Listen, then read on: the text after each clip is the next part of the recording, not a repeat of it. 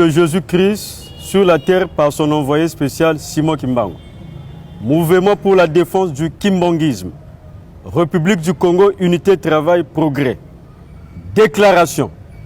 Le mouvement pour la défense du kimbongisme, vu les principes et méthodes de l'Église, vu les statuts et règlements intérieurs de l'Église, vu les résolutions de 2002, vu les Lukutakano des années 1961, 2016, 2017 et 2018, vu le dysfonctionnement de l'administration de l'Église, vu l'injustice et la mégestion des conflits au sein de l'Église par la commission de discipline et conciliation de Nkamba, vu le message mensonger et non fondé de Papa au colonel Mathias, aux fidèles kimbongistes de Talangaï, lors du culte du 13 février 2022, vu la campagne de désinformation et d'intoxication contraire aux instructions du gouvernement congolais relatives aux mesures barrières contre le coronavirus par M. Assoumbe Goffin, dirigeant responsable national de la Fanfare Kimbongis en République du Congo et son clan. Vu la publication dans les réseaux sociaux de la vidéo pornographique acte d'adultère commis par M. Assoumbe Goffin John et Mademoiselle Misiaka Andrea. Vu les sanctions infligées à M. Assoumbe Goffin John et son clan par le Collège exécutif national de la République du Congo, vu l'annulation illégale de ces sanctions par la commission de discipline et conciliation de Nkamba, vu l'humiliation du révérend Abialo Benjamin, président du Collège exécutif national de la République du Congo, par la commission de discipline et de conciliation de Nkamba avec la complicité de certains membres de son collège, vu la destitution du Collège exécutif national de la République du Congo pour avoir appliqué le règlement intérieur en sanctionnant les fidèles coupables, vu l'interdiction formelle frisant la haine et la méchanceté au révérend Abialo Benjamin de ne pas fréquenter les installations de l'église kimbongiste dans le monde entier, excepté celle de sa paroisse d'origine. Vu le non-développement de l'église kimbongiste en République du Congo, vu la disparition des centres agricoles, Kunzulu, Ngobana, Kinkiembo, etc., et de certains lieux de culte à l'intérieur du pays, vu les nominations abusives et monnayées par le cabinet du chef spirituel, Nkamba, déclare 1. L'autonomie administrative de la paroisse de Talangaï vis-à-vis de l'administration de Nkamba, du Collège exécutif national et celle du département de Brazzaville. 2. La fidélité au chef spirituel et représentant légal de l'église kimbangiste. 3. L'appel aux autres paroisses à se joindre au mouvement pour la défense du kimbongisme en vue de la libération de l'église prise en otage par un groupe de fidèles entretenu par le conseiller direct du chef spirituel et représentant légal en la personne de Papa Bichuvwidi Kiangani Zako. 4. Et enfin, l'appel dès ce vendredi 18 février 2022,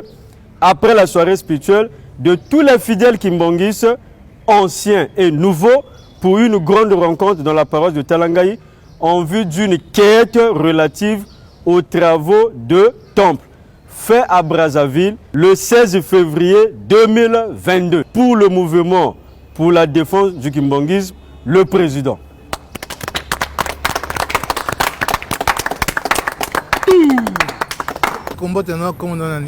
Mbote comme nanga papa Bobo, nazali mondimi awa na paroisse ya Talangaï. Bobo nani? Bobo Mbama. Bobo Mbama to moni lela wa bosanganya bwana kanda nini bokani bosala. Bon en fait na lingomba na biso ya Brazzaville to na Congo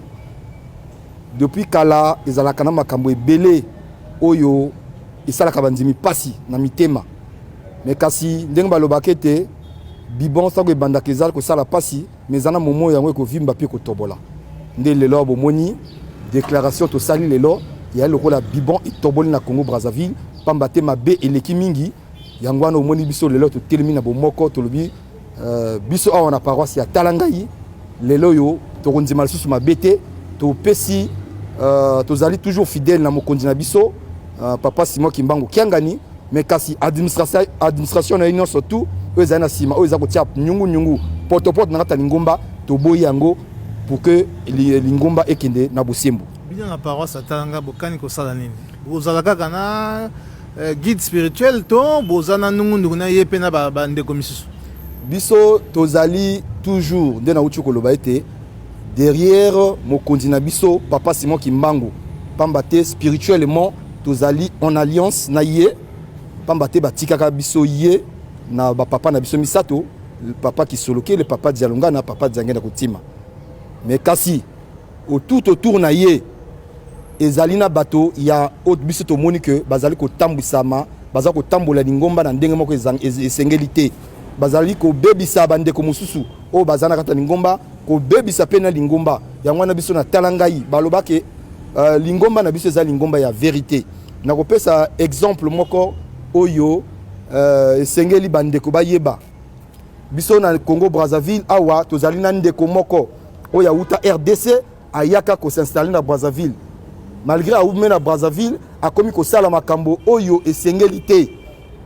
par exemple l'état na biso ya Congo et pesi mobeko était ba paroisse esambela na ba église esambela na ndambu ba konzeli ngomba pe ba lobi était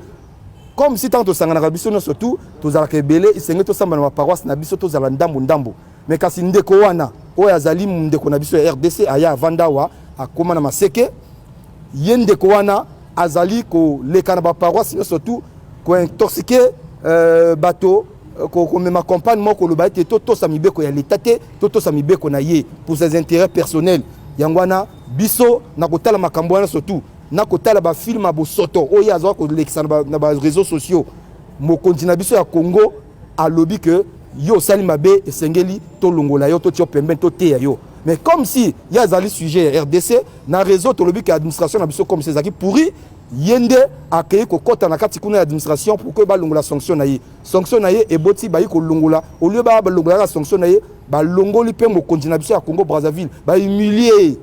ba salima ka moko ya bo soto po na yi ba pexi même a kota na ba paroisse na biso ya le monde te sauf ka ya biso ya Talangai ya ngwana biso na Talangai to bi non na lingoma na biso ezali na devise to bakako bolingo mibeko na misala donc mibeko ekotika kaka mibeko to kondima jamais moto a piétiner mobeko et biso na Congo Brazzaville na zone nord Kunjulu bato bayebaki lingombo yo bakuta batika ko kuta na papa Simon Kimbangu te batika ko kenepe nkamba te mais kasi nzambe ako ya ko révéler bango makamone soto singel basala na yango parmi biso tozali awa ezali na bana ya bato yo bamona passe na lingomba yango lelo balobi que non c'est fini biso na Talangai administrativement je dis bien administrativement tozali coupé na bandeko bandi na direction départementale nationale na siège na biso administrativement totali coupé bango baza ko pesa biso susu ba loi te donc yango no moni to sangani wa pe toute salle déclaration bozana mbela na ba paroisse misusu to sali pe mbela na paroisse mususu parce que likambo yo bato na paroisse mususu pe ba lingi yango te même na ba poto partout azo benga biso yango to bi ba paroisse mususu o baza sima mobeko ba ko rejoindre biso na Talangai ou bien la paroisse na bango ba ko sala pe déclaration pour que to ko donc salingoma na nzela donc yango wana papa ma kansina biso na likambo wana merci.